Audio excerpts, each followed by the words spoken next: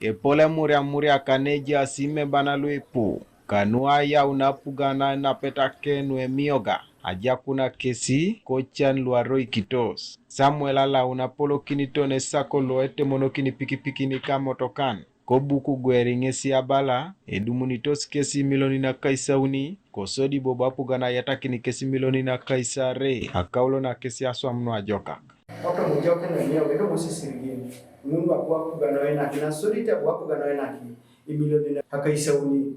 Etupakini abubi yataki so tupta swamu kosi na abu ngaswam kedika gurupu ane abu yataki miloni nibo akaisare porsi kwesto maswam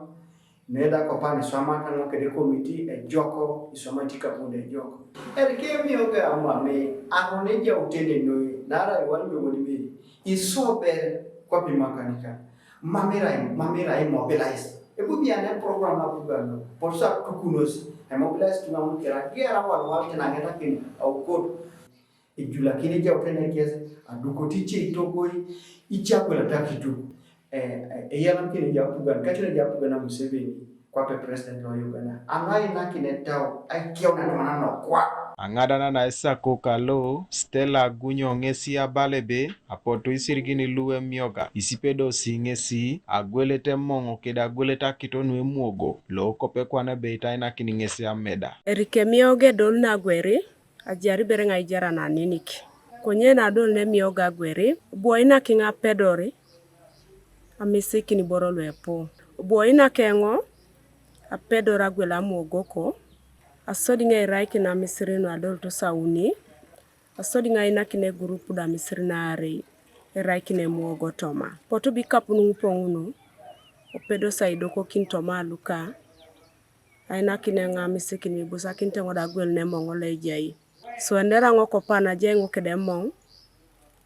ajengo keda gogung na pedo to ngoda jari abero kaleka bunga misiki no poti ngarake sengo na sotiti ejula kene kakala uponi alota amameto rema akite kunyabu ijamu kapun abungo apeda lo sagol na kitenge nare kako ko enengu aliti areko kweni jari kida kile ngagola itenge nako pande chiringo akipoleja utende kako ko ejula kin kopokana na rangini sabidi adekis kopana mabo ngalo sadexi noilo na yare kini simle jawu maboena kinyo apedore esingo kina kaswa mkaparange makanika seki kwa nikarto manaka otomaswa aina kingo apedore ajiola kini jotenika kile kwa na eje kwa nitogoeni abukido berengo dore Membe diopete jore menoli ngesi keunitebe esipedo Emyooga ngesi egweleta chuma na irie isalos nyabu ngade mechanic podika puno mix ngola puku radio swam agebere boikinore ebu eriong etengon le Emyooga bwalo matoma konyo boina kinkapun miloni uni agwele ngachoma ebalas agenga remo ina kur aremo kinga kur adumne inkapuna choma eba adumni bobo akur age adukune katogo abunga gwele kaiteng kwana pedote to show me the way idwa nyamure mambera tion sukwana Emmanuel esule ngesi ebalebe agwele ngesi epuloti kedai keune dukalo itemonokineri pikipikin abungo da de program le Emyooga